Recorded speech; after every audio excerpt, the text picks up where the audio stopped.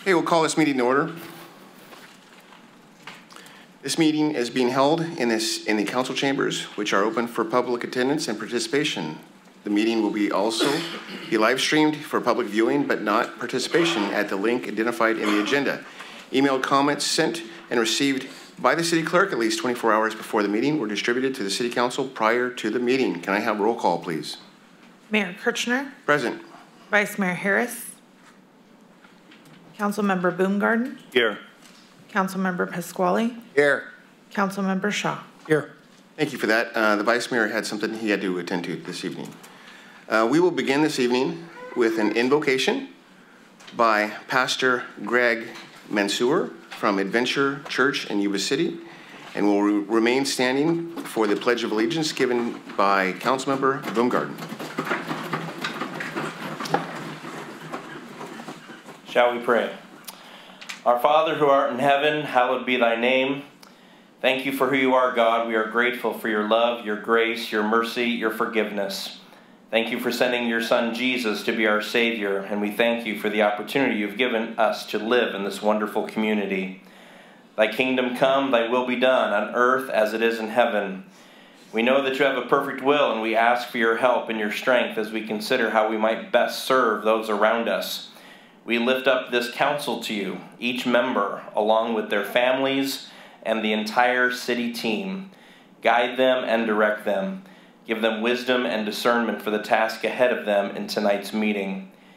Give us this day our daily bread, and forgive us our trespasses as we forgive those who trespass against us. Thank you for meeting our needs. Sometimes it can be difficult to see your hand, but we are mindful of your blessings each day. Faith, family, friendship, community. Help us as we work to come together as a community, one people under God, regardless of race, religion, socioeconomic status, and whatever label people use to divide rather than unite. Forgive us for our sins, our failures, and our shortcomings.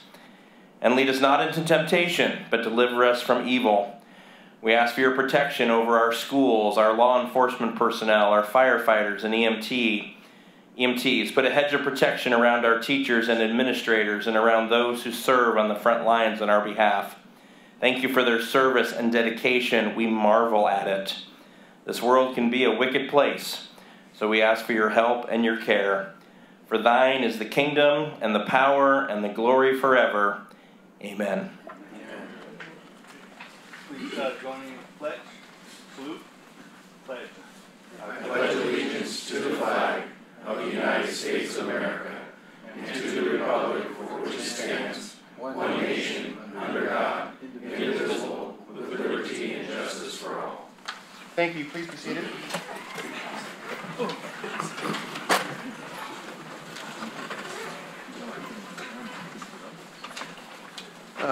I don't see any agenda modifications, so we'll move on to ceremonial presentations.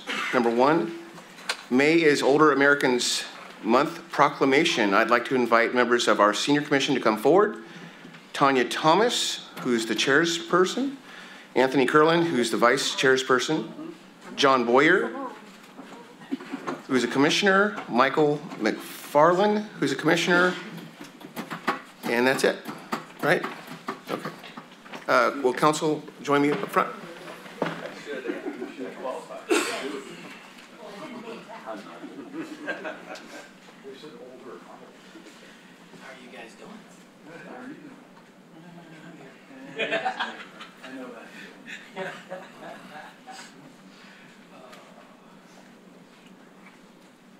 So, thank you for being here this evening, and I'd just like to say personally thank you for everything you folks do. It adds to the city's quality of life, so thank you for everything you do. This is May is Older Americans Month, May 2023, whereas nearly 22,300 residents of Yuba City and surrounding area are now 60 years of age or older who enrich our community through their diverse life experiences. And whereas Yuba City is committed to strengthening our community by connecting with and supporting older adults, their families, and caregivers, and acknowledging their many valuable contributions to our society. And whereas Yuba City recognizes the importance of bringing together all generations and engaging in activities that promote physical, mental, and emotional well-being for the benefit of all. And whereas our local communities can enhance the lives of older Americans by promoting home and community-based services that support independent living, involving older Americans in community events and other activities, providing opportunities for older adults to work, volunteer, learn, lead, and mentor. Now, therefore, be it resolved that I, Wade Kirshner, Mayor of the City of Yuba City, on behalf of the entire city, that's easy for me to say, on the entire council does hereby proclaim May 2023 to be Older Americans Month. We urge every resident to take time during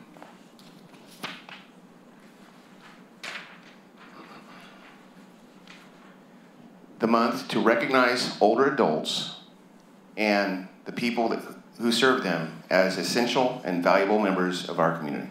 Let's give them a hand.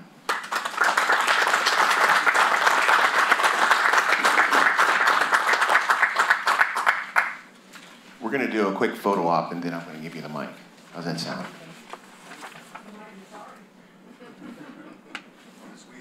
Yeah, This way? Yep. Keep going, keep going, keep going. Keep going. Perfect. Is that good?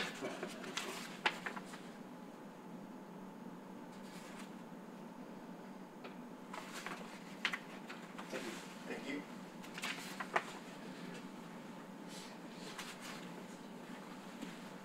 Thank you. As members of the Senior Commission, it is our honor to be able to accept this on behalf of the older senior citizens in our community. And as was said before, we are a very active and diverse group. We have seniors who are still working. We have seniors who are spending hours and hours volunteering. And we have seniors that are enjoying the benefits of our community. So thank you very much for this honor. We good? I just want to know one thing. What's that? You said percentage over 65. What percentage are over 80? Does anybody have that number on them? Okay. Well, thank you once again. Thank you. Just look in the audience here, though, and how many seniors do we have that come to city council meetings? That's amazing. It is. So thank you once again.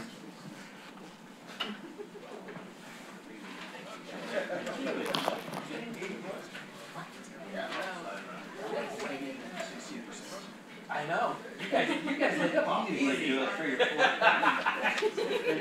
That's just she has I'm part of this group. Thank you very much. And they like you. They didn't tongue twist you. You still remember that? I remember. Wow.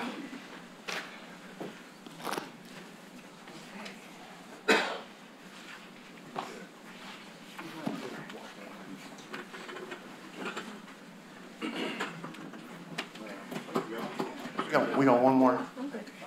Okay. Oh, you're very efficient. Thank you. So before we start the next presentation, I'd just like to say a little thing about small businesses in our community and how important small businesses are. It's been a thrill for me as a councilman, as a vice mayor, and as a mayor to just literally run from ribbon cutting to ribbon cutting to ribbon cutting, because the alternative to that would not be good. Okay, I think we can all agree that this community and this country is really built on small businesses. So thank you for that. But I would like to invite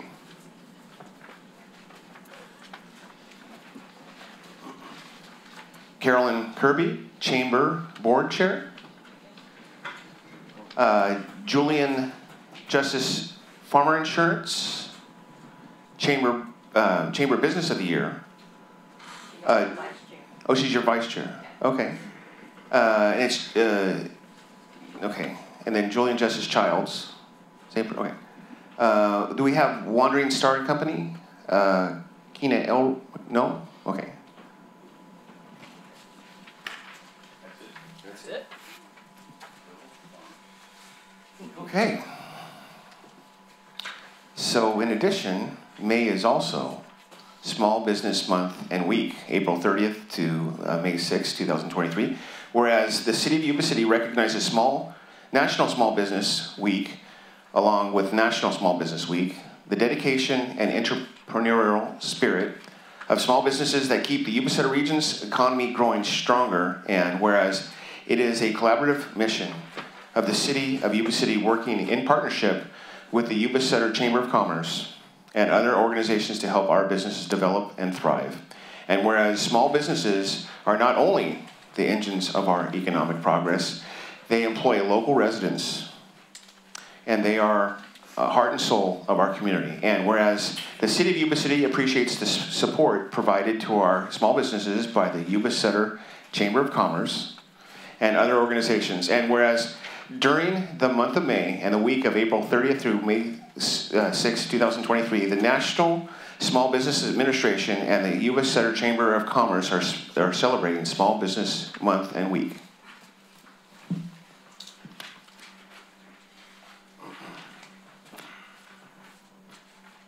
Now, therefore, be it resolved that I, Wade Kirshner, Mayor of the City of Yuba City, and on behalf of the entire City Council, do hereby proclaim May 30th through May 6th, 2023 as Small Business Week and the entire month of May as Small Business Month in the City of Yuba City, and urge all citizens to acknowledge and celebrate, and shop, by the way, and celebrate the achievements made by small businesses both locally and nationally. Let's give them a hand.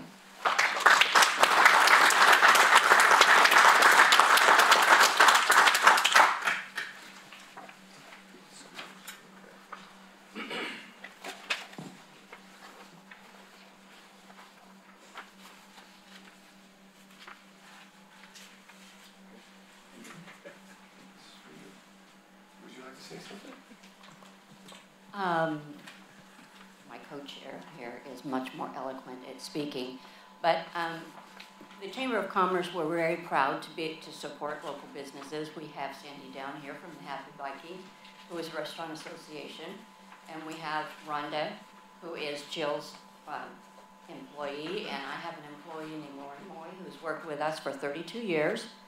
And we support the Chamber not just by dues, but by ribbon cuttings. We have a program called LEAD, which takes care of, which is a fundraiser this Friday, downtown Marysville. We're working with the Marysville Business Association to help them. We have HYPE, which is helping young professionals engage.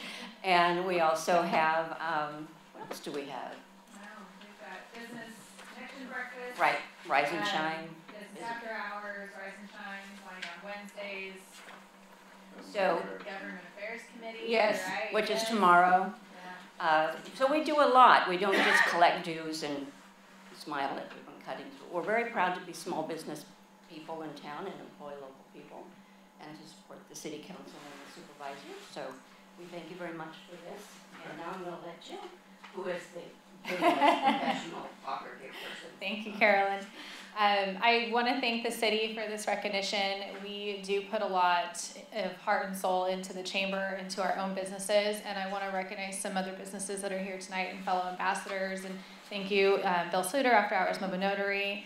We've got Joe with, oh my goodness, thank you, the King's Accountant. I can't remember everything up here.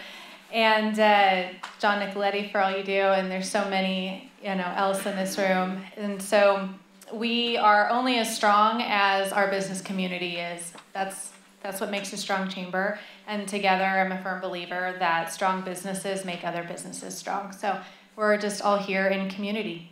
Thank you.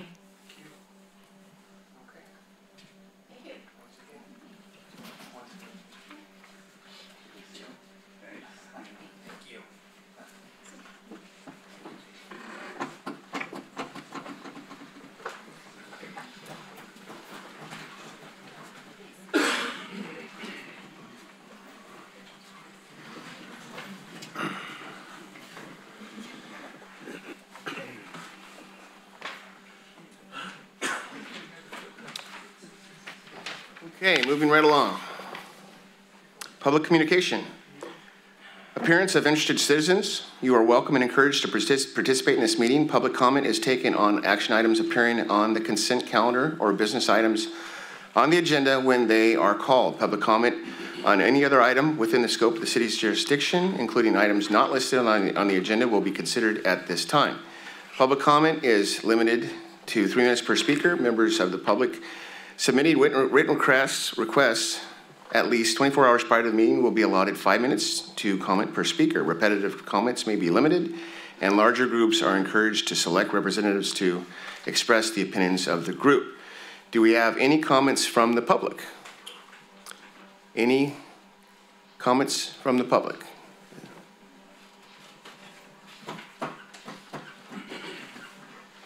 My name is Mike Smith, 1979 Elmer Avenue. And I'm confused. So can I comment on number 6? Are we working on that one, or should he wait till that we covered number 6? Yeah, it would need to be pulled from consent. Okay. Because it looks like you're going to approve them all before. Okay. Or do you approve one at a time? So we'll go ahead and pull number 6? Okay, so we'll go ahead and pull number 6. Yeah, thank you. And allow you to speak at that time. Thank you, sir. Any further public comment? Any further public comment? Okay. Moving to consent calendar. All matters listed under consent calendar are considered to be routine and can be enacted in one motion. There will be no separate discussion on these items prior to that time that council votes on a motion unless the members of the city council request specific items to be discussed or moved from the consent calendar for individual action. Do we have any comments from the public on consent calendar items 4, 5, and 7? Thank you. 4, 5, and 7? 4, 5, and 7? Okay, seeing none, I'll bring that back to council for action. Through the mayor? Yes? Move to approve consent items 4, 5, and 7. Second. So I have a motion from Councilmember Shaw and a second from Councilmember Pasquale. All those in favor say aye. Aye. Aye. Aye. All those opposed say nay. Ayes have it, motion carries. Moving to business items, I believe we will start with consent calendar item number 6. All right, so good evening, Mayor, members of the City Council. So this item before you is really the second part of a 2-part series. It was a multi-part effort regarding the rezoning. So it went to the Planning Commission. It was introduced to the City Council at the last meeting, and then at the meeting tonight, it proposes to confirm those changes. And so I'm going to cruise through it since it's basically the same presentation, but this is really regards to Thiara Estate subdivision. And what we're specifically doing with this action is we're changing the existing zoning to remove the overlay district, the combining district, because it does not comply with the city or the county's general plan or zoning requirements. And so this is part and it's tied into the subdivision for Thiara Estates, and it allows a subdivision contingent that it annexes into the city, that it would then develop at the city standards, which is a higher density than what that overlay zone called for at the time, but it's inconsistent with the city's general plan. And so with that, I'd be happy to dive into any details and specifics regarding the matter. And with the action, it also approves the environmental document. Do we have any public comment on item number 6? Mike Smith, 1979 Elmer Avenue, Yuba City. I missed the last meeting and I was out of town, and I just want a little clarification on this. The density isn't a problem as far as I'm concerned. It's the traffic. Is the traffic still going to go on to Elmer, Ben? It is, and so with the subdivision, so the action tonight is regarding the zoning, but with the subdivision that was approved, there is an outlet on Elmer and an outlet on Bradley. Okay, because I disapprove of the access on Elmer because that street's so busy now, and it's unsafe at the moment. And if you pull more traffic into Elmer Avenue, that's going to do nothing but destroy the traffic that's already there. And trying to get back on Butte House is a mess right now, and I don't know, I'm pretty sure you've done some traffic studies and whatever, but I can tell you when the kids are going to school or when they're getting out of school, I can set on Elmer Avenue. Thank God I get off work a little later, but sometimes I will sit on Elmer for 10 minutes before I can actually get out of there. And with the extra traffic, that road isn't wide enough to make it safe for pedestrians and all the other stuff that's going on there. Thank you. Thank you. Any further public comment?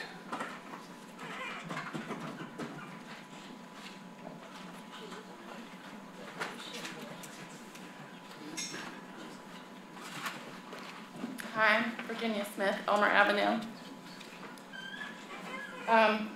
Regarding the EIR that was presented in this subdivision, first, there's no section that addresses the issue of wildlife. For instance, there are coyotes there, which will, some of the subdivision development that's been around the area has already been destroyed for it. And the wild turkeys and the quails that are around there, that there won't be any anymore.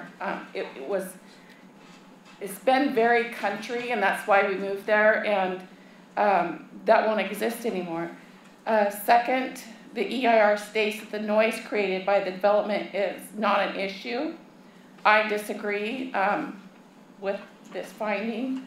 Prior to the building of homes between Blevins and Tully Parkway, crickets and frogs were the only thing you heard in the evening.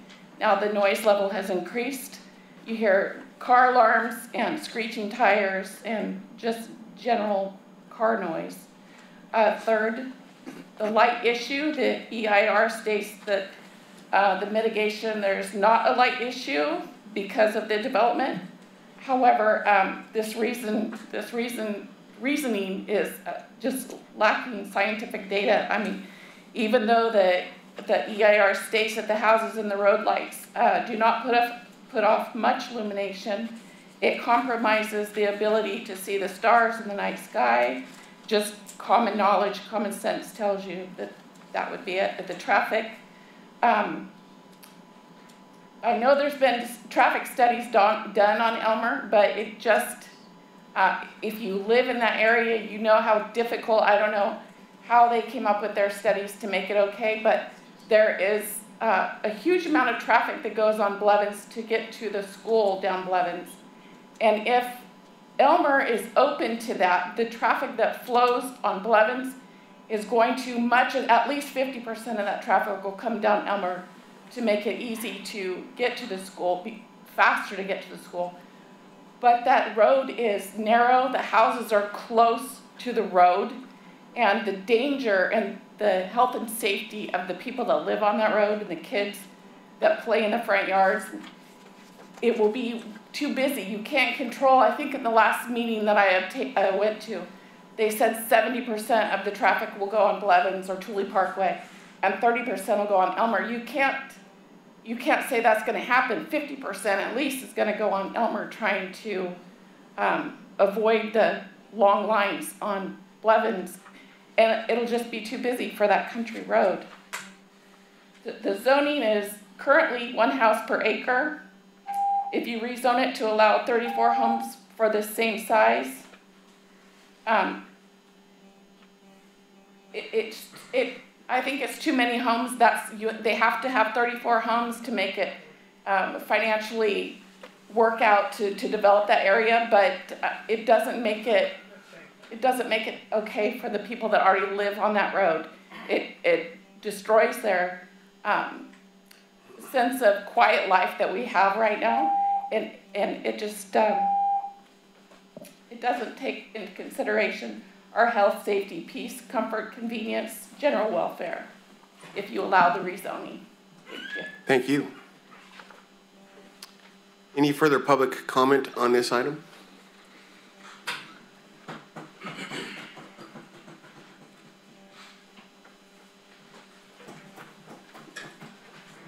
Hi, I'm Rhonda Logar. I actually live at 2009 Elmer Avenue, and little did I know that this topic was going to be presented tonight, but I'm glad it was. I just want to piggyback on what my neighbors have said so far. We originally moved here to Elmer a year ago, specifically because it was more of a country feel and on the outskirts of town. It is a cut through from like the Live Oak area and Pease to Butte House. It's like a racetrack right there, as it is sometimes. It's a very narrow road. There is no safety in walking. You know, a lot of times, even just pulling out of your driveway, you have someone just barreling down the road, and you have to take a minute and let them fly by so that you can even pull out of your driveway. You know, it is a nice, quiet country area, and I just feel like this subdivision going in and any more traffic on Elmer is just going to add chaos. Like they mentioned, getting out on Butte House Road is taunting at times and can be unsafe. And like I said, it is a cut through from those who travel from the Live Oak area, the Pease Road, down Elmer, over to Butte House, and I just can't foresee any more traffic being a good thing. Just also the noise level as well. It is very quiet. It's nice to be over there, and adding more homes and more people and more traffic is really going to take that away. That's all. Thank you. Any further public comment on this item? Any further public comment?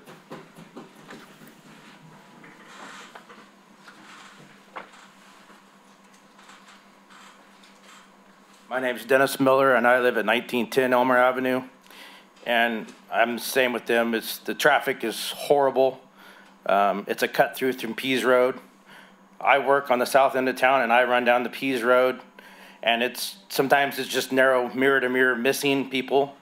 Cars park on the sides of the road. There's no shoulders. It's a drop off from the pavement to the gravel. So it's just really not a very safe traveled road. But I've had highway patrol out there. I've had sheriffs out there for traffic, for speeding. Me and my wife back into our driveway so we don't get hit. My wife's been almost hit 3 times trying to get out in the mornings for all the commuter traffic. She works in Colusa. She usually leaves about 7:40 in the morning. And sometimes she's sitting down there at the stop sign for 10 minutes. So these traffic studies, I don't really see where they're validating that there's not going to be a lot of traffic on Elmer, because it's crazy in the morning, it's crazy in the afternoon, it's crazy through the evenings. And I moved there 3 years ago. I moved out there for the country feel. Chickens on the road, the foxes playing in the backyard, the coyotes, the turkeys. We got peacocks out there. I mean, it's a great place. We get to hear the crickets and the frogs. I sit out in my lawn chair and I watch the stars, you know. And it's like, you know, there's no lights, and now you're going to bring lights in, and you're going to change the whole dynamic of the street.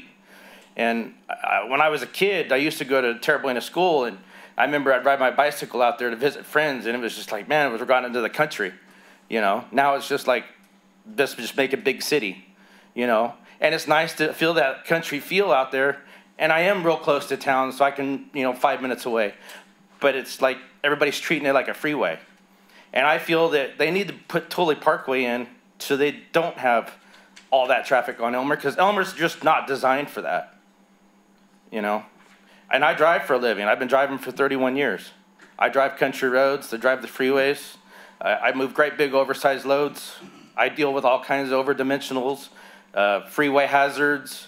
And it's just, I just don't think they really did their homework on the deal. And I don't think it's really ready for that many more homes to come in out there. And there's other neighbors that aren't here tonight that feel the same way. So I really think you guys really consider that. Thank you. Thank you. Any further public comment on this item? Any further public comment? So Ben, the gentleman just mentioned Tully Parkway. Can you go over Tully Parkway's play in this whole scenario? Yes, absolutely. And so first I would reiterate that it's planned growth. Unfortunately, as the city grows, it encroaches into these areas that were historically rural. But it's been planned growth. That area has been in the sphere of influence for decades, and our master plans for our traffic master plans, our water, wastewater, have this analyzed for that growth and to meet thresholds that are in line with the city standards. It is definitely with growth there comes more people, but the level of service is within tolerances that the city's established. With Thule Parkway, city staff is intimately aware of the situation at Blevin, and we're also aware of the impact that would have on Elmer, and especially during that AM peak hour of traffic. And we're looking at that, and the addition of the blow off, the connection to Elmer, it serves a couple. It's ultimately that provides another connection to when Thule Parkway is built, that southbound traffic could come over and utilize Thule, and so they're not going down and using that intersection at Butte House. And with Thule Parkway, city staff has a CIP, a capital improvement project, budgeted to build the connection at Butte House and Thule and Queens Avenue. With this subdivision and future development, as staff is coordinating to implement some of those funds that we've collected with the development for Valencia Estates and over the past to look at building that 2-lane road up to make that connection, to ultimately make that connection. Is that immediate? No, but it is programmed and staff's working towards that. Thank you, Mr. Moody. Before we proceed any further, our city attorney has something he wants to chime in with. Thank you, Mr. Mayor. Just as a point of clarification, as I explained during the last meeting, there are really 3 components to this overall project. However, that would be the environmental, the rezoning, and the parcel map that does the street layouts and where things go on and off and how many houses are there. Only the first 2 are actually before the council this evening. The parcel map was contingently approved at the Planning Commission. So what that means is if people are not happy with the parcel map and the layout, the remedy is to file an appeal. And they have, if the city council approves the zoning ordinance tonight, there's 40 days to file an appeal with the city clerk before it can be brought to the city council. So from a legal perspective, the city council's hands are kind of tied with regards to layout and how many houses are there and those sorts of things. However, what is before the city council is the environmental issue and the zoning issue. And the zoning is consistent with the city's approved general plan. As time goes on, sometimes people at the edge of the city are included in the city and it changes from a country feel to a more city-like feel. And that's part of the risk of development as things move along from the city. So what is being proposed before the city council tonight is only to approve the environmental for the projects and the zoning. Now, there were a couple questions that were raised or concerns that were raised about the environmental, and I just want to briefly address them as well, if that's okay with the council. And that is the California Environmental Quality Act requires the city to analyze projects. Now, the California Environmental Quality Act is referred to as CEQA. And an analysis was done under CEQA for this particular project, including the parcel map. And that included a wildfire analysis on page 83 of the document. That also included a noise analysis, a light and glare analysis, and traffic analysis.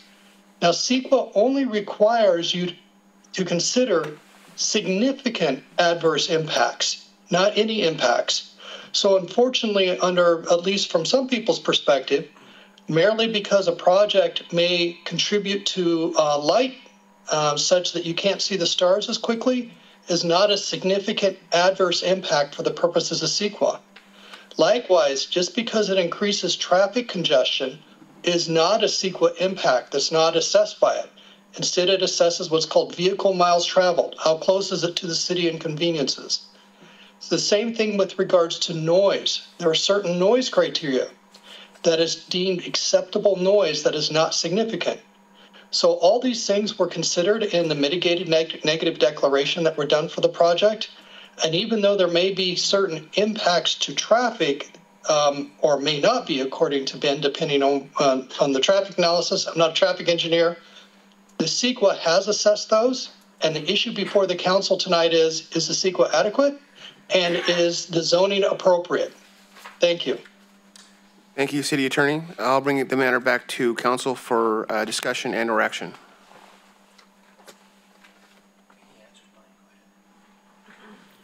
And so with the action, I would just request that you read the ordinance as presented, if that's the desire. Well, I think a couple comments. If at the last meeting we had a lot of similar comments in regards to the movement of the city westward, the traffic, Thule Parkway, and those issues. I asked a question, then I'm going to ask it again, Ben, if you don't mind. We, and Shannon, please weigh in on this as well. Really, the action, aside from the CEQA piece, is right now the zoning piece is something that we have to act on because we're not in compliance. Is that correct? Correct. So maybe you want to elaborate on that, please, Shannon. Yes, the city is legally required to have zoning consistent with what's called the general plan before development can occur. And our general plan calls for residential with a certain amount of density mandated by state law with regards to how many units we have, and we have to meet those. So the question before the city council tonight for the zoning is the rezone consistent with the general plan? And from a legal perspective, my answer to you is yes, it is. Thanks. That being said, certainly when you start talking about the impacts as the city expands on whatever edge, north, south, east, or west, those are things that I think all of us take into consideration up here. And as far as the traffic, the question I had for you, Ben, relates to that, which is best case scenario when this would even begin to develop, and our opportunities as a city to address traffic concerns as raised by not only us, but the same ones that the public's been raising. Yeah, in best case, this project's a couple years out. It's honestly a tough project because of the size for it and then the timing that's been approved to do the infrastructure. It still has to go to LAFCO. It has to be annexed into the city. And then based on the demand for this size of lots and the multiple sizes in there, most likely what I've heard is not going to be a big builder, a KBA Homes. It's going to be a smaller builder that probably takes time to build out. And so with the traffic, on the city staff, we've definitely looked at it. There's real concerns about how to make those connections so we have a good traffic flow as the city builds out.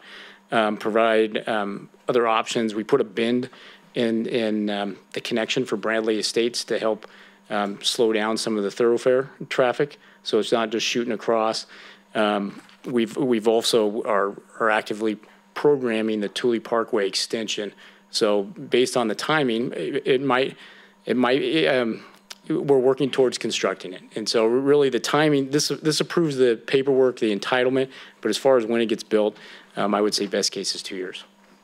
And me asking that question doesn't say, hey, like 2 years is going to be a long time. I'm just saying it's not like all of a sudden tomorrow there's going to be pads poured and wood coming out of the ground. It gives us some time to come into compliance with the law per our city attorney, but it also gives us some time to really take a hard look at the traffic impacts. I travel on Blevins Road frequently. I live up in that area of the city. I'm very aware of the travel or the traffic impacts of trying to get out onto Butte House Road, and I can assure you that will be top of mind as we continue to move forward as a city. When it comes to the encroachment, I hate to use that term, of subdivisions, these decisions were made long before any of us were on the council in regards to the general plan and where subdivisions are going and where they may go in the sphere of influence. That being said, that doesn't mean that we don't care. And we listen, and I'm quite certain that, as it relates to traffic and volumes of speed, that area is not currently within the city. It's not an area that we patrol. The sooner we can get that annexed, potentially, then it does come into our ability to control traffic-wise. That's my comments, Mayor. Thank you. Any further comments? Through the mayor? Mm-hmm. I totally get the traffic. I live over between Yuba City High School and Gray Avenue. if you're around a school, you're going to have traffic. And I've lived with it for 33 years. It has gotten worse, and they speed even more, and I get it. That's the main concern for me, for you as well, in your neighborhood, because like I said, I've lived it for 33 years, and it doesn't please me by any stretch of the imagination. So to move forward, I would see that this council is very, very attuned to that for all of you, and wanting that to be a safe neighborhood. But we do have to comply with what the state throws at us. If you got a real beef, you got to beef with them, not here at your city council. So I feel it. I know it. It's going to, it's going to change your lives, and I get it. And I had something thrown at me in my neighborhood 30 years ago, maybe. Yeah, about 30 years ago, of a bunch of portables come rolling in behind me that I was told that after the new high school, which has been there for 18 years, they'd be gone. They're not gone. And so, yeah, I mean, you have to make decisions in your personal life, and sometimes things don't go your way, and I feel it too. So I'm a citizen just like all of you. So you will, the traffic will be a main concern for me when this moves on, and it will move on. Okay, thank you, Mayor. Thank you. The Mayor. My colleagues have said it well already, with the simple fact that this is about coming into compliance, okay? We're not approving the entire subdivision tonight or anything. This is coming into compliance with the overall duties that we are obligated to do. As far as traffic, I will tell you right now, I avoid Blevins. I avoid Gray Avenue in the morning and in the afternoon, and other roads. And Mark, you brought it up last meeting very well. We had no control over where schools were built, and schools draw a humongous amount of traffic.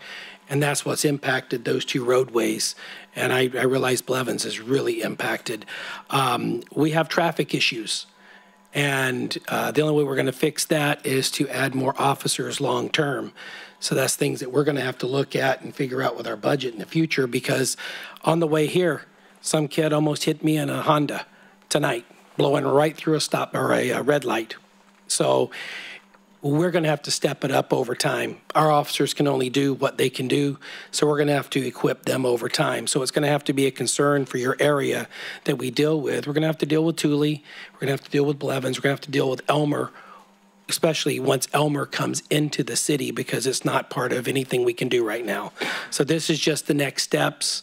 There'll be other venues as this comes back before Planning Commission and LAFCO to share your concerns further. But this is really overall about compliance tonight at this point. So, and we have to get the city in compliance. So. Thank you. So I don't know if I can add anything to what's already been said. But I do live south of town, but I use that thoroughfare in the morning when I come back from Sutter High School, and you're absolutely right. They're backed up. The traffic's backed up almost to Sutter, and it's bottlenecked right there at Blevins. So hopefully, what you've heard from us is that you have been heard. You absolutely have been heard.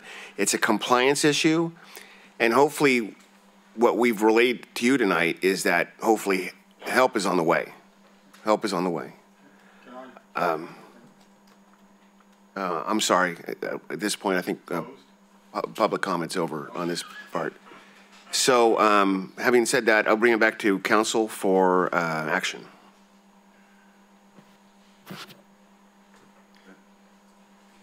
Sure.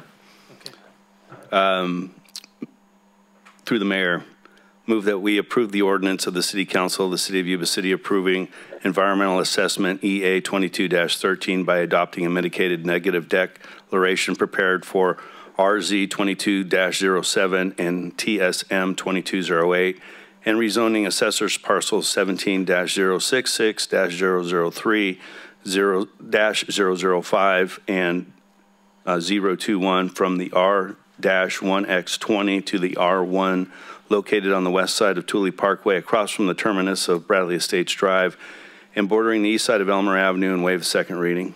Second. I have a motion from Councilmember Boongarden and a second from Councilmember Shaw. All those in favor say aye. Aye. Aye. All those opposed say nay. Ayes have it. Motion carries. Moving along, business items number 8, Plumas Street Improvement Design Award. The presenter is Josh Wolf, Associate Engineer. The floor is yours, sir. Good evening, Mayor and members of the City Council. Tonight, I'm Josh Wolf. I'm Associate Engineer with the Public Works Department, and tonight I'm come to talk to you about the Plumas Street Improvements Project. In particular, the Design Services Award for the Plumas Street Water Tower Park and Gateway Arch installation. So right here is just a rendering provided by the consultant that had the highest ranked proposal to the city of a potential what could be done under the water tower to improve it and make it into a park-like setting in our downtown area. This is purely conceptual, so we have a lot of work ahead of us if we do approve this to finalize exactly what it's going to look like in there. As a background, in January of 2022, the city applied for a Clean California grant with Caltrans to construct about 4 different projects, which I'll get into in the next slide. In March of 2022, the city was awarded $2.2 million in grant funding from Caltrans to fund the aforementioned projects. And then in September of 2022, city staff issued an RFP for design services. So like I'd mentioned, there are 4 separate projects intertwined into this grant program. So I'll go through them individually, starting with the top left. So in the top left, you see the Plumas Street Water Tower looks a little bit different than now. So the first phase of this project would be to remove paint and abate any lead, rust, or any other hazardous chemicals, then come in, paint the water tower, install a new logo on the water tower that matches the current city's logo, and then install LED uplighting that's color changing. The second project that's proposed is along Center Street, also downtown area. That project would be installing festoon style lighting, so the lighting that hangs along the wire and crisscrosses the road.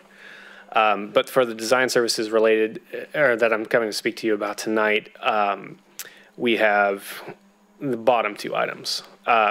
Before I get onto those, I will say that the top 2 items that I just spoke about, we will be coming back in future items to discuss those soon.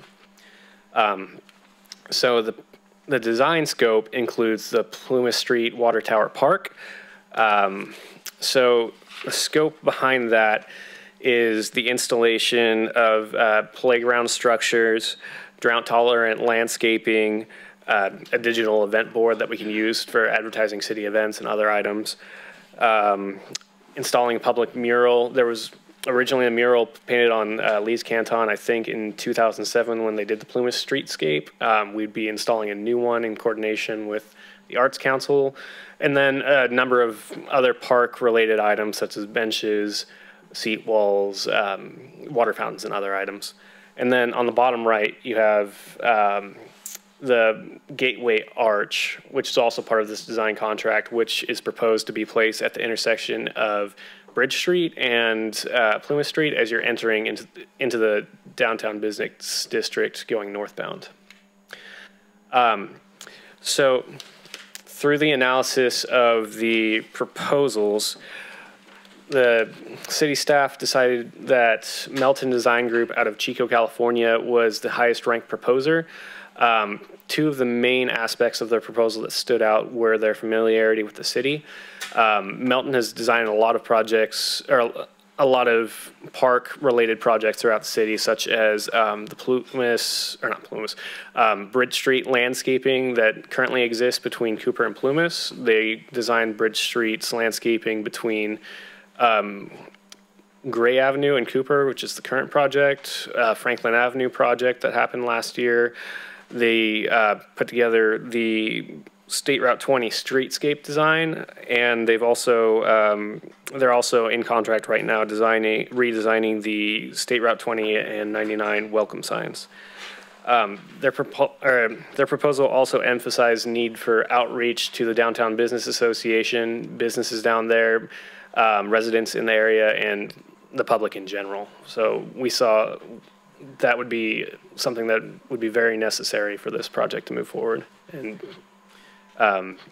meet the wants of the community. So for the fiscal impact, the contract amount from Melton Design Group was $185,700. With that, we would request a 10% contingency of $18,570. Available funding for this project, we have through the CIP account number 1268, Plumas Street Improvements. The current balance in that account is $2.3 million.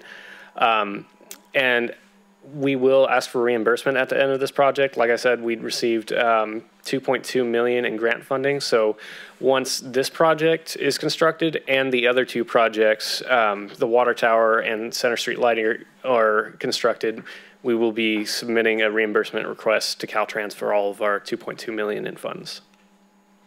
For alternatives, we could choose to not award the contract to Melton and either negotiate with the next ranked consultant or issue another request for proposals. This may result in delays that could jeopardize the project funding.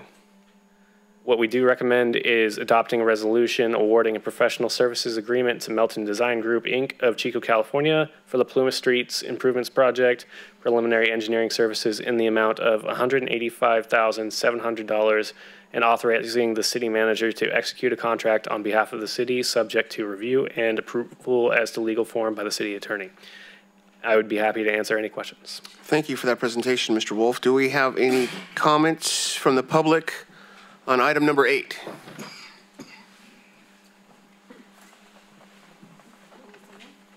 Or can you hear me? Okay, there we go. Remember to state your name. Yes, sir. Hi, my name is Sandy Drown, and my husband and I own the Happy Viking, and I'm also serve as the president currently for the Downtown Business Association. So we wanted to thank the city for doing the grant and all the work. We are super excited and grateful for the opportunity to have something like this for our downtown. And so we, as a board, as the downtown, we had a strategic meeting, and 3/4 of our meeting was just on this, and we had David from Public Works come and visit with us in regards to talking to us about the grant. And so I haven't had, unfortunately, an opportunity to meet with you, Jeff. But we did assign Scott Sargent, who is the owner of Sutter Buttes Brewery, as our lead for this with the city. And so we just wanted to, from the downtown, just make sure that we're in any way we can partner, help, be a part of that, because it is, I call it our neighborhood. Like, this is what we see when we look out the door. So we just wanted to make sure that the city is aware that we want to partner and be there as well. So not a pain, but just a partner to, like, you know, give our input as well. Yeah, well, I definitely appreciate that, and we will be reaching out to you soon. Okay, thank you. Thank you. Any further public comment on item number 8? Any further public comment? Okay, seeing none, I'll bring the item back to council for action or comment. Through chair. Mm-hmm. What's the window of the funding? So the funding is, or the construction funding is required to be expended by June of 2024. So we are on an accelerated path, but our current project schedule projects design being completed by the end of this year, going out to construction late winter, early spring of next year. Thank you. That's all I had, Mayor. Through the mayor. Sandy, thanks for being here from the DBA. We've had numerous conversations about the downtown. And if you think of any of the successful retail shopping areas, entertainment areas, which is really what the DBA is trying to turn that into, it has that streetscape. It has that, as we call it, the Disney-esque. We've had those discussions that draws people in because, like the lights over the street, the nice park, the water tower. So I'm just glad the grant came forward so that we can do this. So look forward to this getting done. Through the mayor, thank you. I had a chance to speak to a civic group this morning. I can tell you the excitement and anticipation for this project is out there in the community. So a lot of folks looking forward to this, and I know we've messaged it for a while. It's good to see that we're getting going on it. The one thing that I would like to make sure is that we engage the DBA. They are the stakeholders. They have to live with what we do down there, and I just strongly encourage that it that we make sure, and I know we have been, but just keep it top of mind, they should be a partner in this. And again, not a pain, but a partner. Because I think this is really going to continue the energy and the momentum that is Plumas Street. With the new businesses and the ones that are contemplating going down there, we have an opportunity here to continue the vision of making Yuba City really a destination spot within our city. This is just going to add to it. So that's all my comments, Mayor. Thank you. Well said. Few months ago, I met with a group of investors that came up from Fresno, and we went out on lunch out on Plumas Street. And I think the denominator with those folks is, wow, you have an amazing downtown. And it really made me step back and go, yeah, you're right. But probably what I should have said is, you ain't seen nothing yet. I do remember the first time we cleaned up the water tower and put neon on it, and at the time it looked really pretty sharp. And so I'm looking forward to the project moving forward with that. That being said, I will entertain a motion on this item. Through the mayor. Yes. Move to adopt a resolution awarding a professional service agreement to Melton Design Group, Inc. of Chico, California for the Plumas Street Improvements Project, preliminary engineering services in the amount of $185,700, and authorizing the city manager to execute a contract on behalf of the city, subject to review and approval as to legal form by the city attorney. I've got a motion from Councilmember Shaw. Second. And a second from Councilmember Pasquale. All those in favor say aye. Aye. All those opposed say nay. Ayes have it. Motion carries. Thank you. Thank you.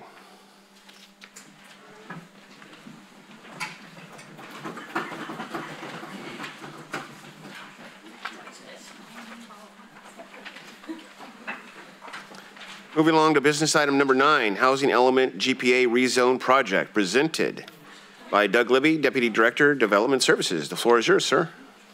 Well, good evening, Mayor, council members. Happy to be with you tonight for this item. So this is kind of a follow-up to the adoption of our housing element last year. So before you is a general plan amendment, a rezoning, and an environmental assessment. So the purpose of tonight's meeting is to consider the Planning Commission's recommendation to adopt a resolution approving an amendment to our general plan, an ordinance to rezone certain properties, as well as an environmental assessment to implement our 2021 through 2029 housing element. The image on the right side of the screen is the front cover of our housing element. Going down memory lane briefly, cities and counties across the state were required to update their housing elements. That typically happens on an 8-year cycle. That actually began in 2020. And our housing element was certified by State Housing and Community Development on March 5th or May 5th of last year, so almost a year ago. So part of the effort is to provide sufficient housing for a variety of income levels.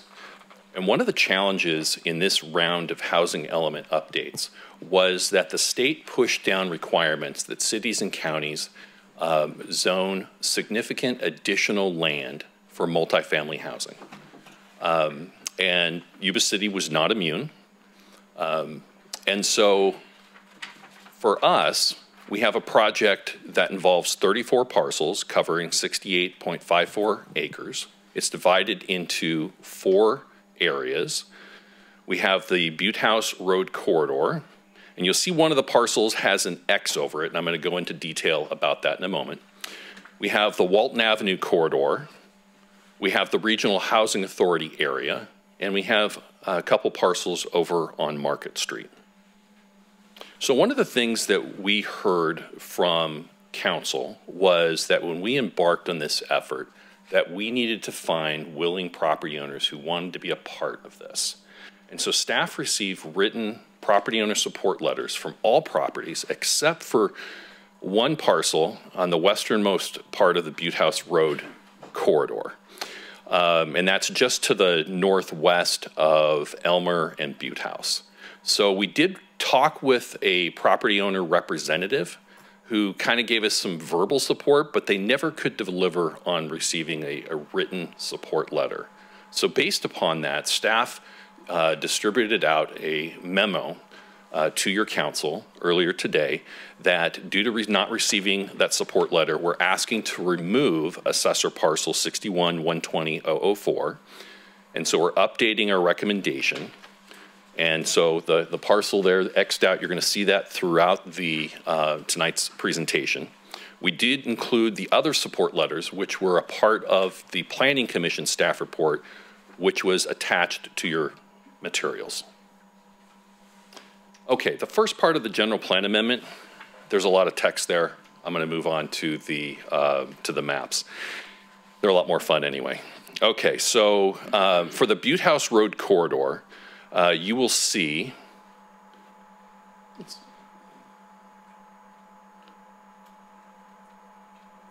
there we go.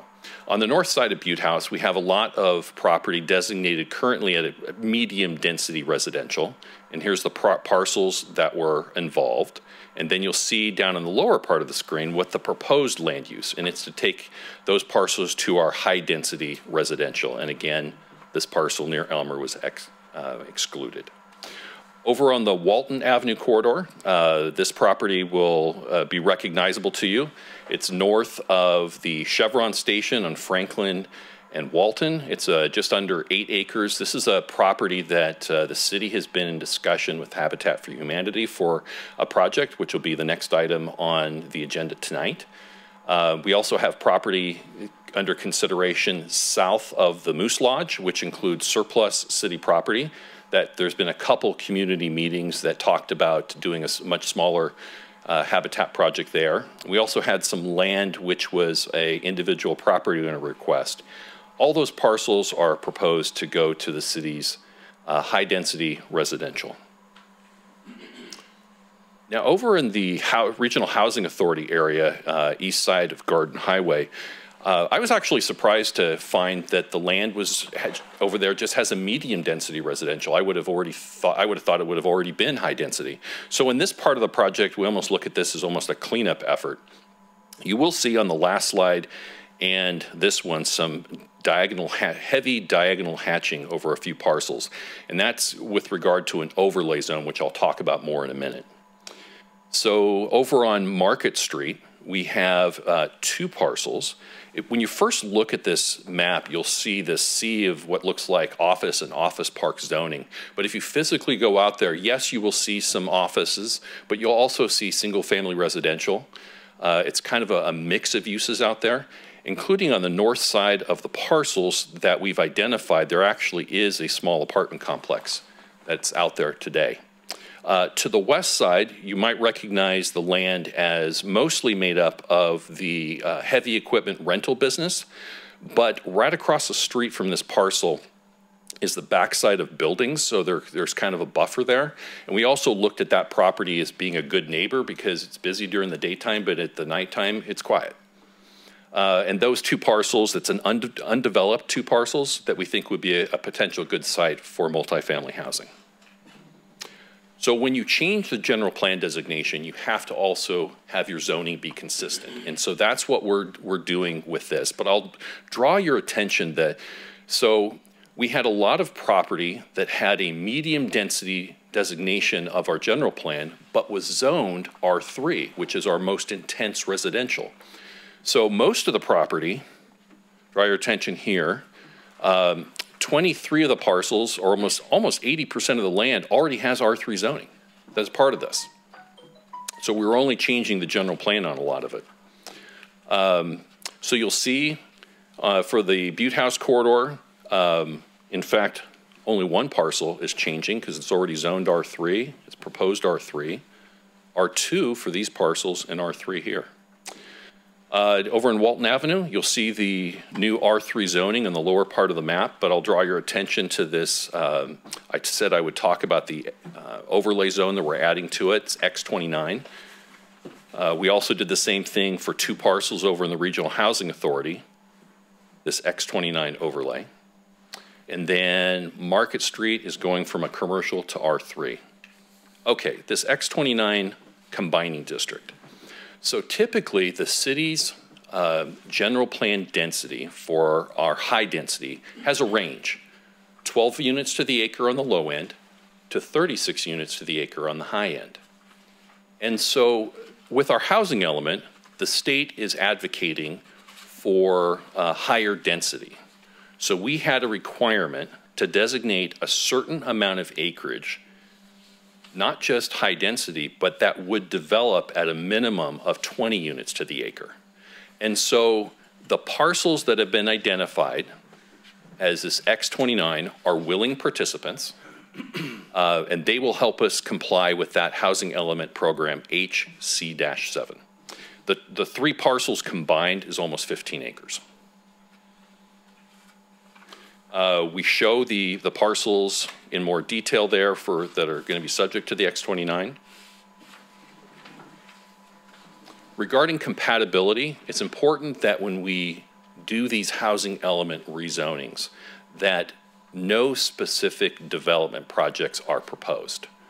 When you are complying with your housing element, cities and counties have an obligation to have a certain amount of appropriate zoning, but it's the private sector that actually builds the homes. I like to say we set the table, but we don't know if anyone's coming to dinner. So even though we're designating these, we did take a look at compatibility. We feel that the density prescribed would be compatible with the adjacent uses. And it's important that to recognize additional city review and permitting will be required for any subsequent development. Traffic, always a popular topic. All sites that have been proposed for redesignating are located on arterial roads designed to accommodate multifamily uses. The roadways operate consistent with our general plan level of service standards. And the bottom two bullet points I think are probably most important. Future development projects will be evaluated for project-specific impacts and appropriate conditions or mitigations incorporated to address concerns. Future projects in excess of 25 units are required to receive Planning Commission approval. If we had a project that proposes 101 units, it also then requires City Council approval. And future projects will pay development impact fees, which includes a road fee component to help solve some of the traffic problems. All the sites have city services available to extend to their site, or the infrastructure is already in place. The city could require additional studies to determine capacity for existing infrastructure based on a project-specific development application. We do think that this project supports a number of general plan goals that we outlined in your staff report packet. This type of a project is subject to the California Environmental Quality Act.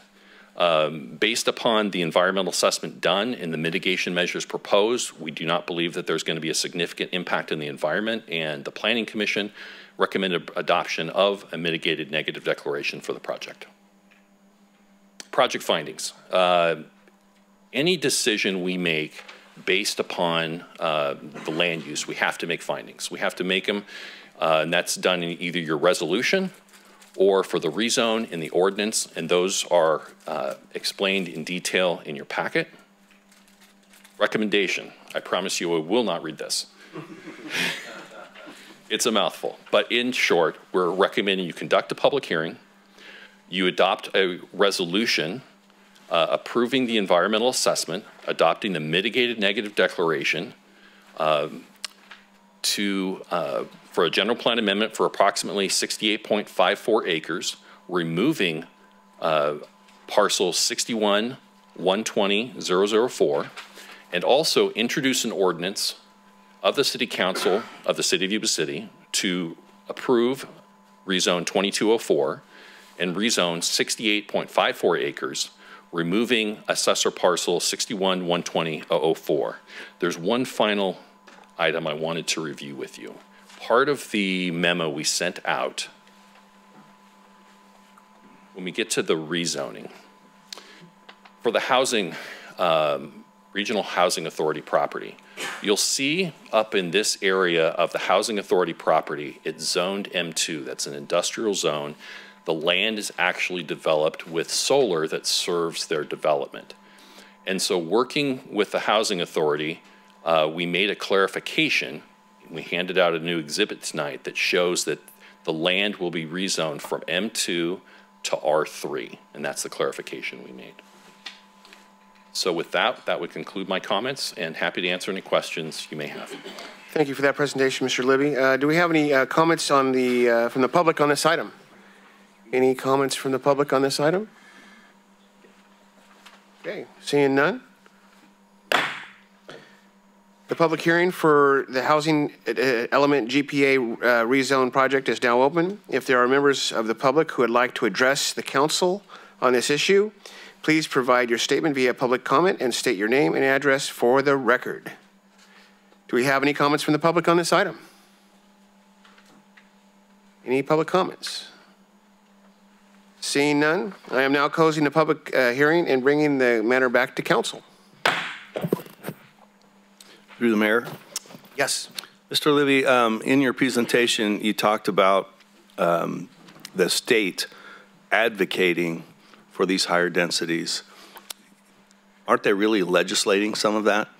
I mean, it seems to me that there are penalties if we don't comply with the higher density. And I know I'm not the subject matter expert, but I certainly consider you to be that person. So can you clarify for me? Yeah, so the state pushes down housing numbers down to the local level. For us, that comes through SACOG. And then SACOG pushes out the housing numbers to all the local member agencies. And so we're required to incorporate those into our housing elements that then must be certified by state HCD. And then if we don't comply with our housing element, there can be impacts for the city or any jurisdiction later on, such that if you can't show you're in compliance with your housing element, you might not qualify for certain grant monies going forward. Perfect. I just wanted to make sure that I understood that, because it seems like even more of that's headed our way. Correct. Okay. Bring it back to council for action. A second. Mr. City Attorney, are we going to have to read each and every parcel number? No, if you're inclined to do this, I'd say motion to approve the resolution as recommended by staff. And then I would read the ordinance, but instead of all those APNs, just say as recommended by staff. You mean to take it? Does that make sense? You got it. Kind of, sort of. Yes. All right. You me. Oh, go ahead. All right. Through the mayor. Yes.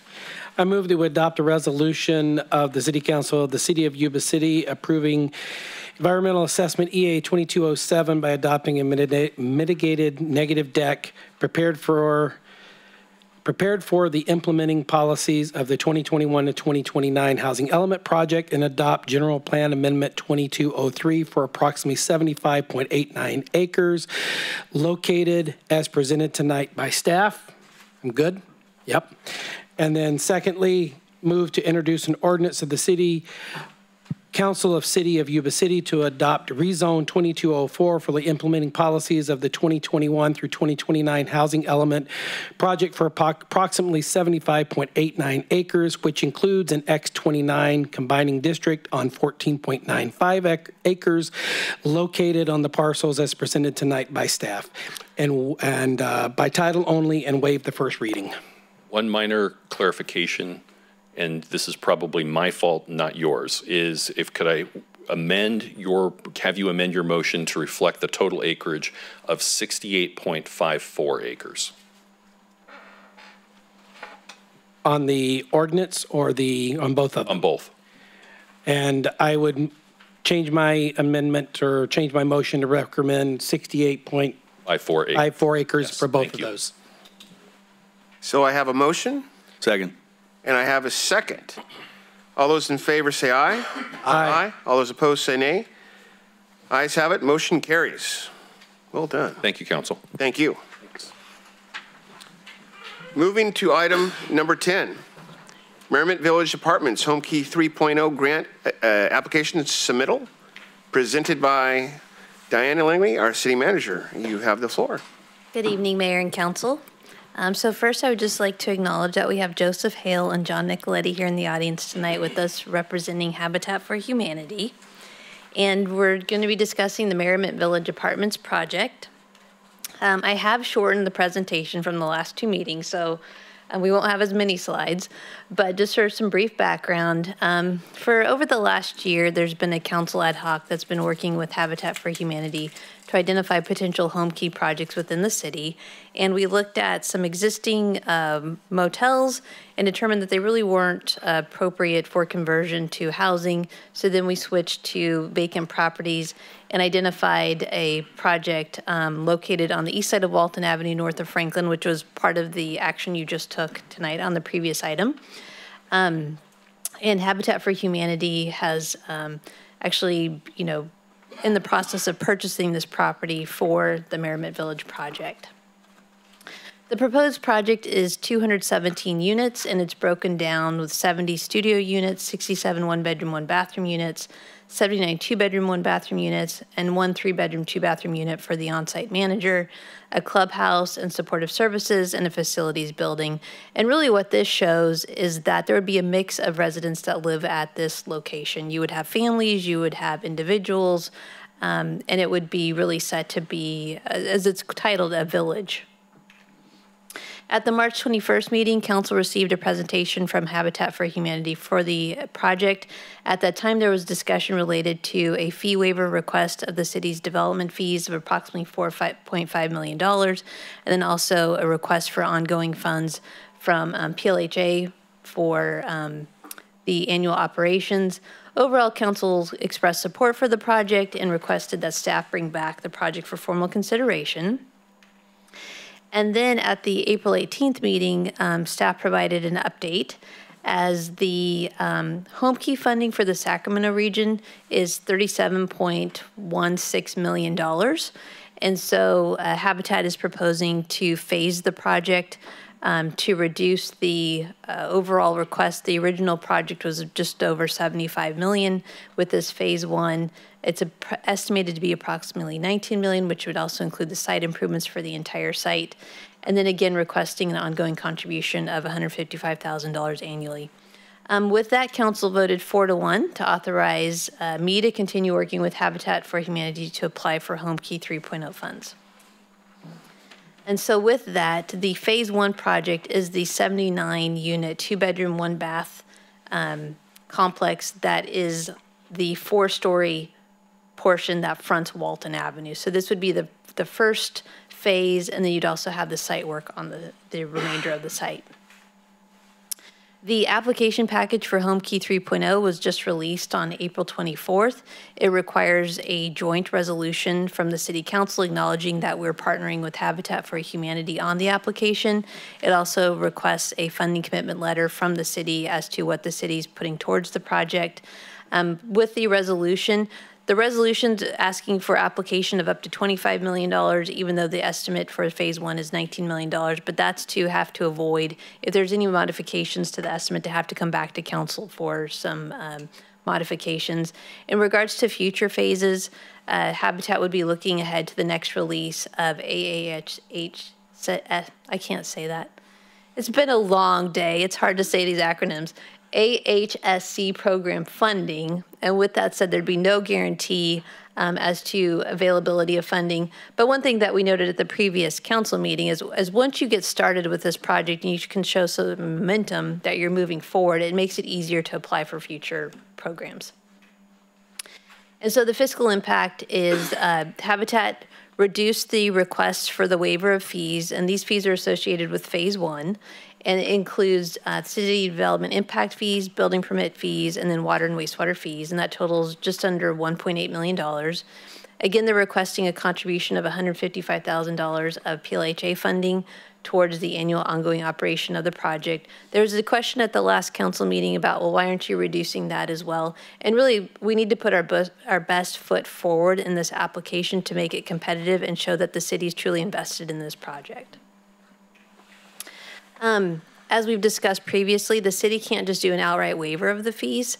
And so what we would do is if we were successful in this grant application, city staff would bring forward a formal proposal for repayment. It would basically be a loan with ourselves as to how we would repay these funds to the city. And there's some different options to be able to do that.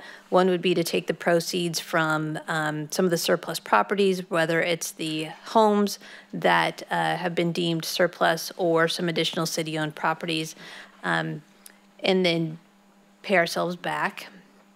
Alternatives are to deny the request to partner with Habitat for Humanity, modify the city's contribution towards the project, or modify the commitment letter to place a minimum or maximum time limit or other conditions on the contribution of PLHA funds. As it stands right now, the contribution letter states that we would continue to support and provide the $155,000 on an ongoing basis as long as the city continues to receive PLHA funds. So before you is the recommendation to adopt a resolution authorizing a joint application for phase 1, and then also authorize the mayor to submit a funding commitment letter for the city contribution of the just under $1.8 million in development fee waivers and the $155,000 of PLHA money on an annual basis. And with that, I'd be happy to answer any questions. Thank you for that presentation, City Manager. Do we have any comments from the public on this item? Any comments from the public on this item? Seeing none, I'll bring it back to council for comments and or action. Through the mayor? Yes. Once again,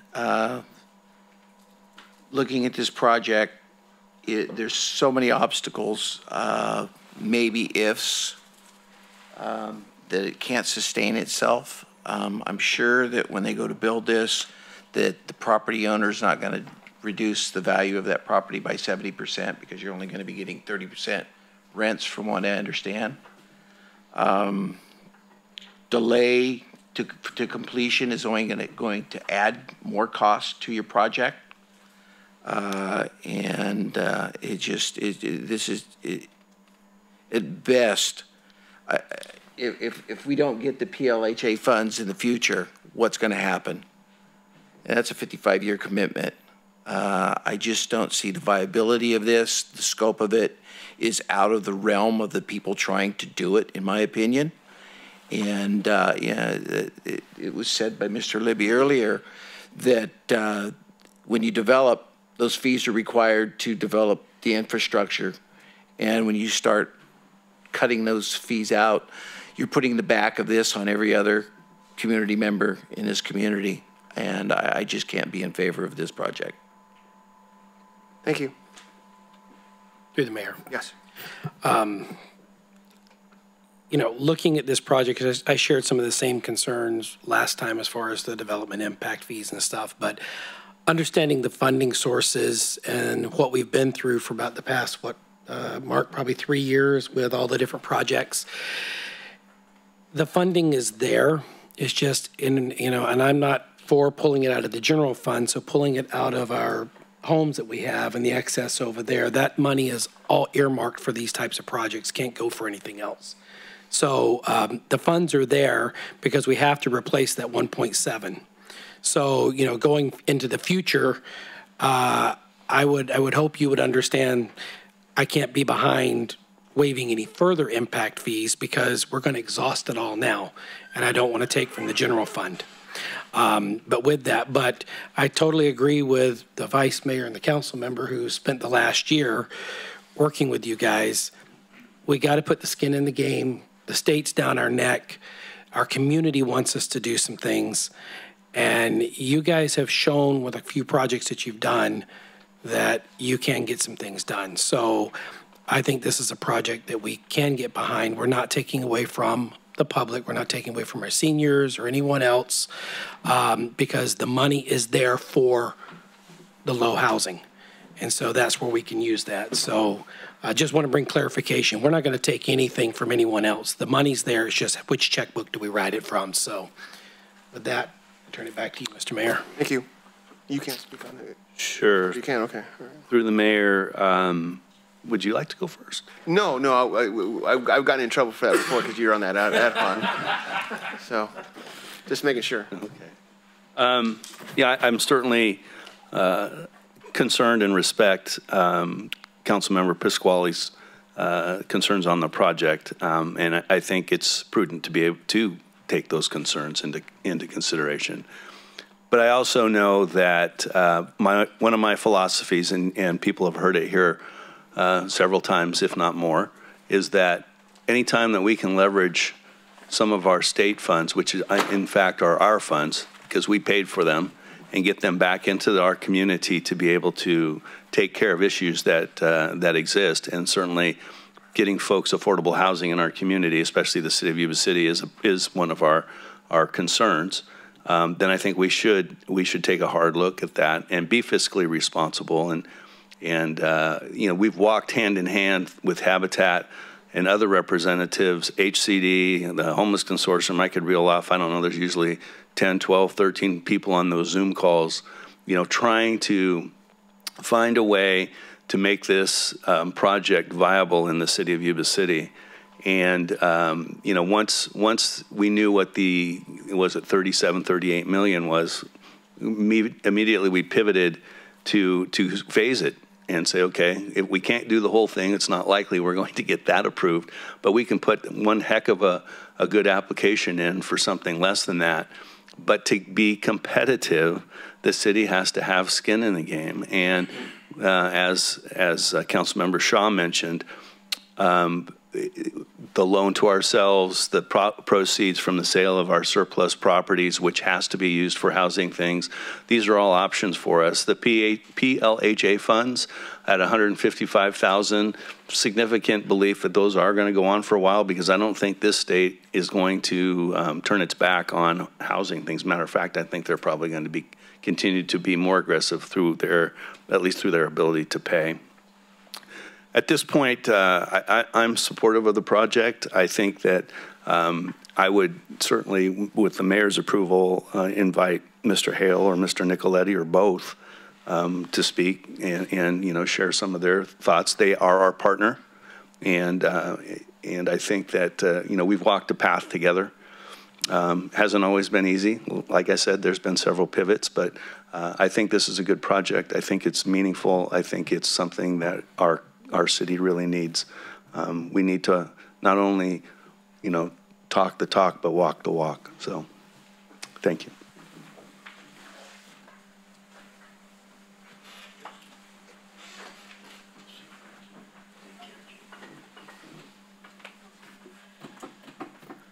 Thank you, Honorable Mayor and City Council. Really appreciate the opportunity to come up and talk towards kind of the end of this and then kind of moving ahead with various projects we're doing.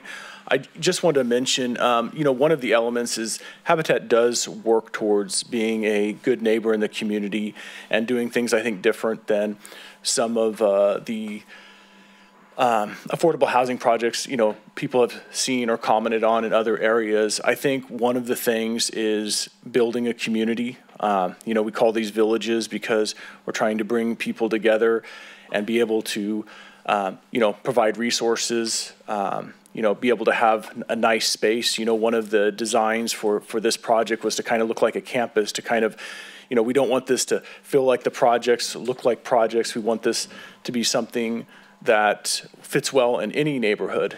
And, you know, one of the things I like to, you know, let the community go, or community see is, you know, if someone wants to come out and look at projects we've done in the past, see how they're handled, we'd love to invite the community out, because I think that's one of the biggest ways kind of perception changes, is when you can see how it comes together and you can see how it operates in the day-to-day and really get a better feeling for it. And, you know, one of the best things we think we can do with some of these projects is actually kind of go unnoticed.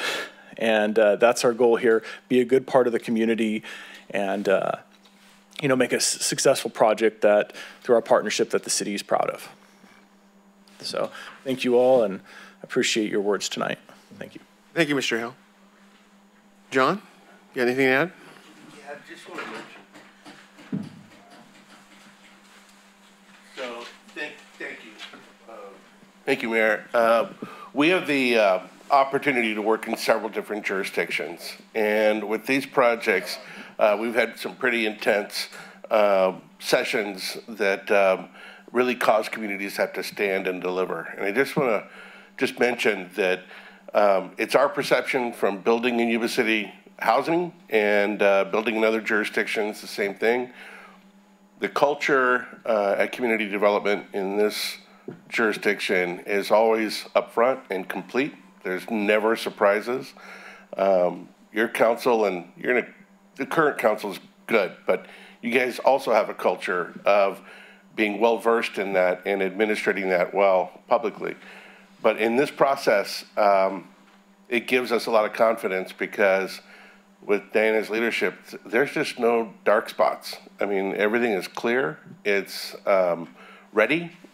We've been in front of you and had, entertained no votes, but the staff was ready fully either way, as should be. So from a developer and builder standpoint, it really gives us clear movement and clear direction to go back to. And when we had those charrettes at Hilber's, fire department, community development, engineers, everybody had a stake and say. So I'm confident there's not a lot of surprises. It's all built in front on this thing. And that really helped move along. That was never really an area of fog. That was very clear from the beginning from the city standpoint. And so it really, I think, helps assure the success of the process. It is true partnership. Thank you. I couldn't help but notice that you said this council is just good. Okay. All right. I get accused sometimes of not paying attention. Thank you for that presentation. I do have one quick question for the city manager. The 1787,922, that's a pretty specific number. How did that number come about?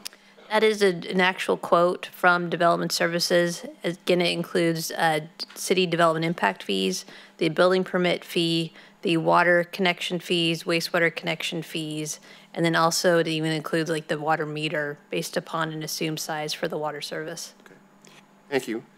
If there's isn't any more comments, I'll entertain an action from the council. Yep. I just didn't want to shut you off again. Sorry.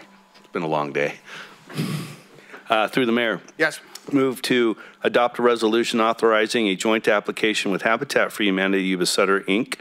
to apply for Homekey 3.0 funds through the State Department of Housing and Community Development for a 79-unit affordable housing project located at 428 North Walton Avenue, which is Phase 1 of the proposed 217-unit Merriment Village Apartments.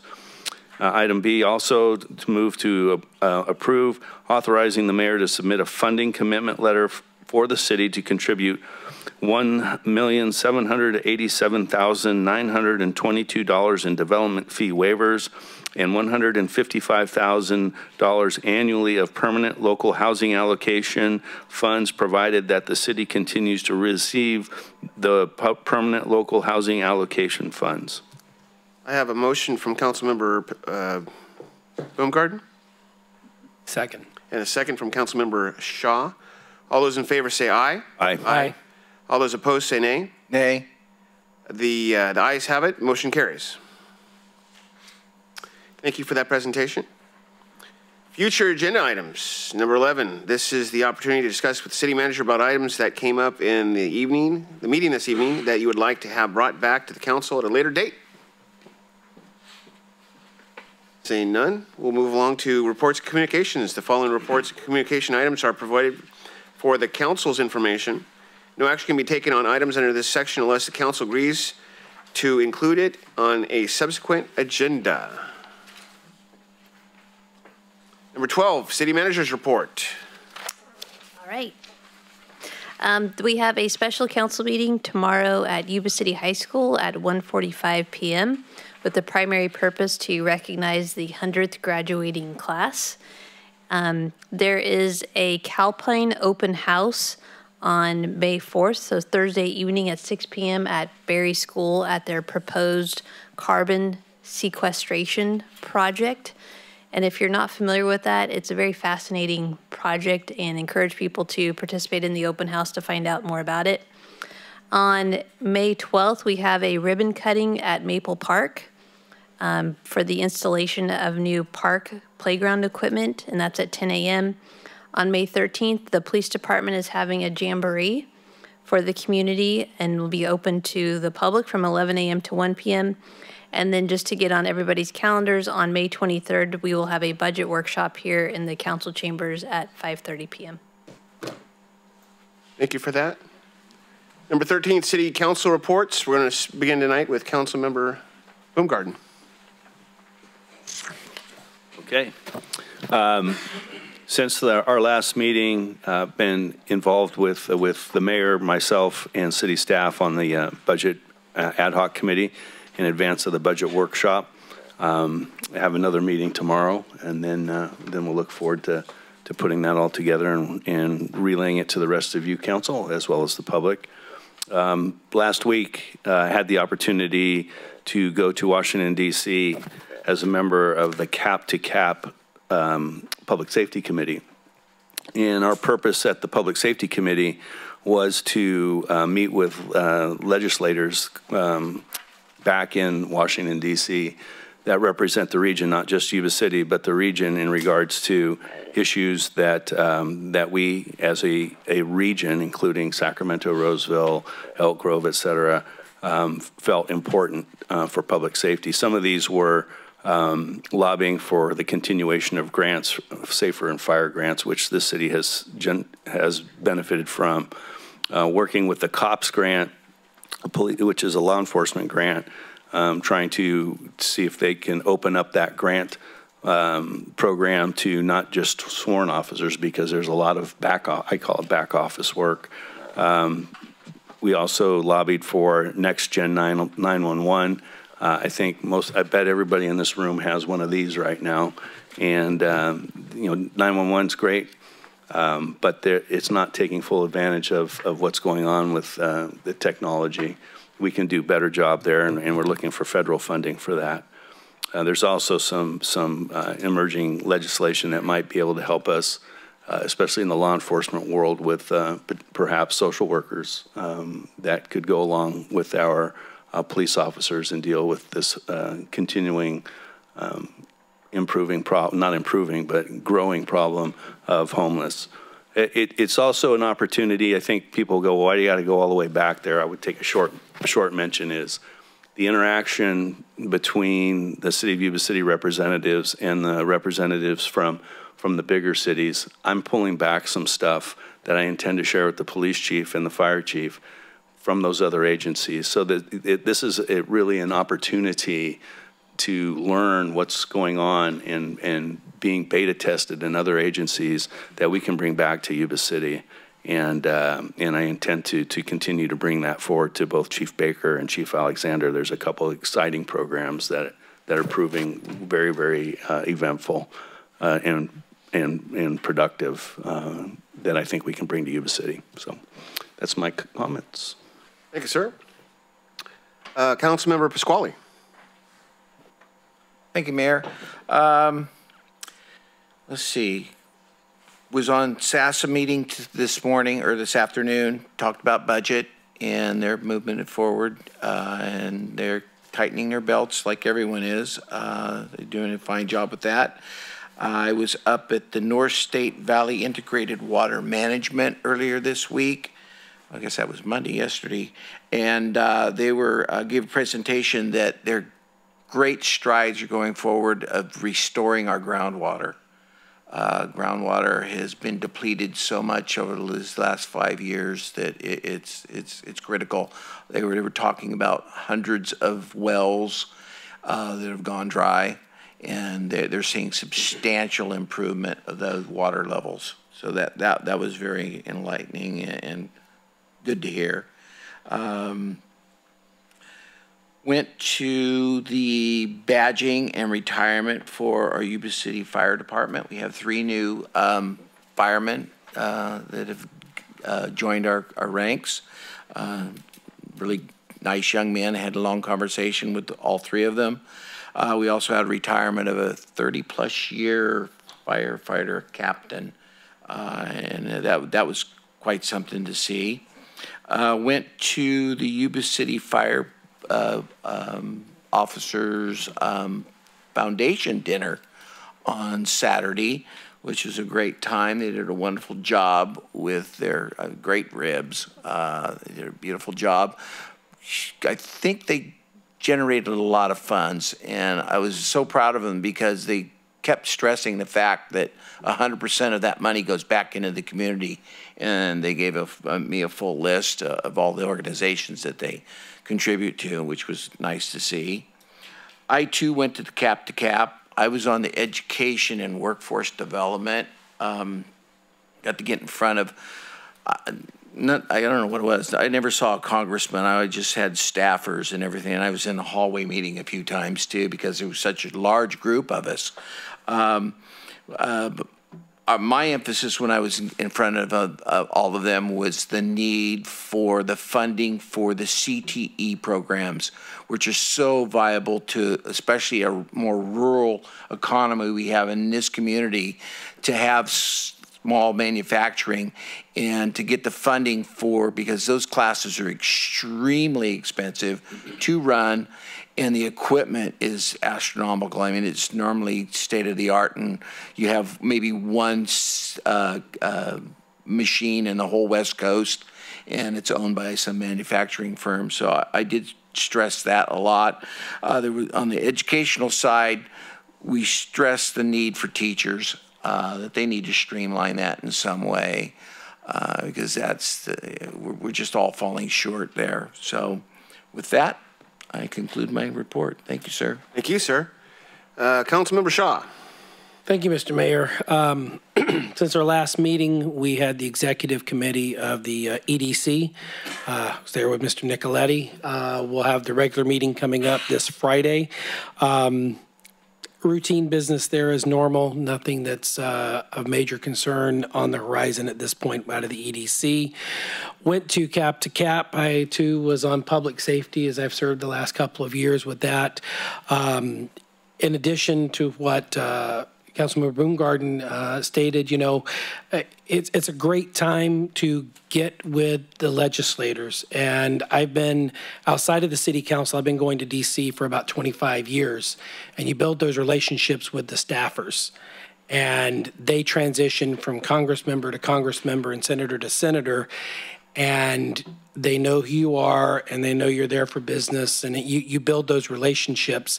And what I've noticed, and we've worked on for 3 years now, and I know you probably saw it in our meetings, is the focus with, we have the funding, but make it more accessible easily to the rural communities, not just the communities that are 500,000 or larger, because they tend to get the first cut, and then we all have to fight for and beg for the rest of it.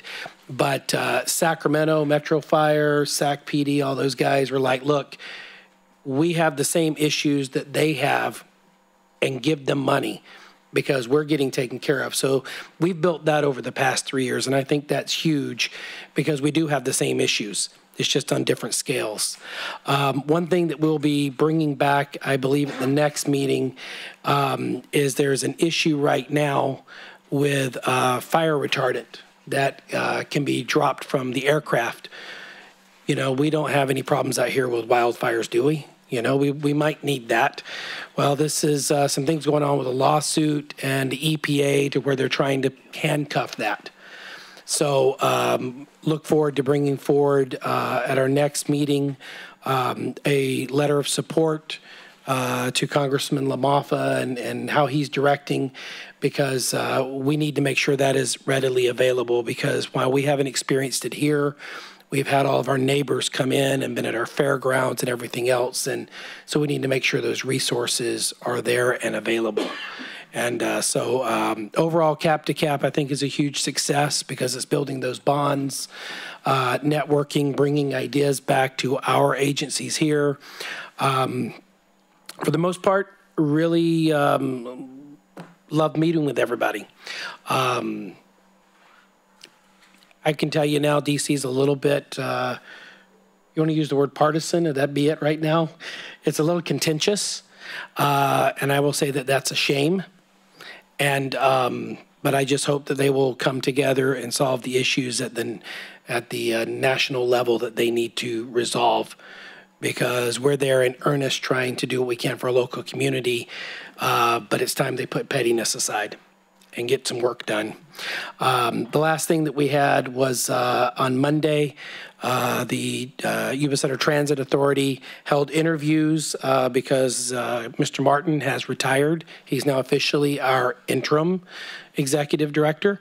And we did go through interviews, and then a selection was made in closed session so they can enter into negotiations. So hopefully in the coming month, we will have a announcement about potential next director for transit. And they didn't want to say it, but big shoes to fill because Mr. Martin has been there, I believe, 37 years, I think is what he said. So this is a monumental change. And so looking forward to being able to make that announcement through transit here in the next month. So that's it, sir. Thank you, sir. So I'm up next.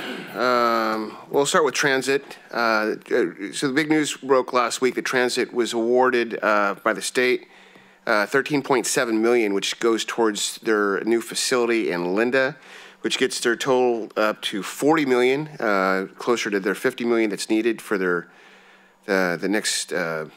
new facility. And as Councilmember Shaw mentioned, I was part of the interview committees as well, and I think we're going to have a solid candidate to replace Mr. Martin very soon. I attended Cap to Cap as well. This was my second trip to DC. My first one I didn't go to because COVID hit. The second one, which was last year, was more of I guess a hybrid model where you watched remotely on Teams or you met with staffers in person. This year was not like that at all. We met with the decision makers, and it was really exciting to be a part of that. I was part of flood protection, in addition to crashing one of the meetings with Councilmember Pasquale, which you did a great job, by the way, sir, for workforce development with the snowpack looming large and the rivers running high. Flood protection is on everyone's mind. So we did get to meet with we met with Congressman Garamendi, also met with Councilman LaMaffa, as well as Congressman LaMaffa and Congressman Barra, and actually met up at some events too, which was really nice. Something that came out of the meeting with Garamendi, because everybody's talking sites. Everyone's very aware of all this water that seems, if we're lucky, comes down on our state but goes quickly out to the bay. The sites project has got the funding apparently, but they haven't put down the first shovel. And according to the congressman, the issue comes around, it circles around the fishes, the salmon, and how to navigate that with the information, the studies that they have, which is outdated. And so it's obviously frustrating to everybody because we know we need more water storage, and the congressman said it straight up, climate change is real. So we need to have more water storage, and they're obviously looking at that. If I can get back to my notes here. They did have a quick open house at City Club Cafe. Fox 40 from Sacramento came down and covered that, which was nice to see. That business continuing on Plumas Street. And that's pretty much all I got. It's going to be a busy day tomorrow with our special council meeting at Yuba City High School. I look forward to being there and speaking to a packed house, and being a part of that as an alumni is a real thrill for me. So having said that, I am going to close this meeting.